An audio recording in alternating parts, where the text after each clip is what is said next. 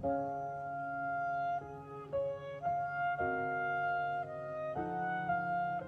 ឹងណាអ្នកមានប្រពន្ធអ្នកមានគ្រួសារមើលឲ្យពេលប្រពន្ធឈឺម្ដងត្រូវមើលថែទុកដាក់យកចិត្តទុកដាក់ប្រពន្ធបន្តិចទីពេលប្រពន្ធក្តៅខ្លួនទៅ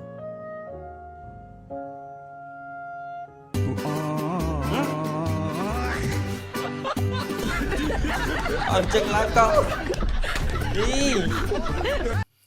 អី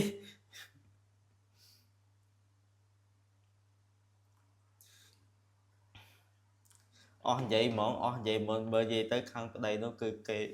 ឆ្លៀតប្រោញអត់មានគិតថាទុកឲ្យប្រពន្ធសម្រាកយកកម្លាំងដើម្បីជាពីជំងឺអូនប្រដាសាយក្តៅខ្លួនអីអត់សោះប្តីនឹងទុកអត់ជាប់មែនដល់កោអើយធ្វើបានប្រពន្ធឈឺហ្នឹងនៅឆ្លៀតអាកាសចឹងទៀត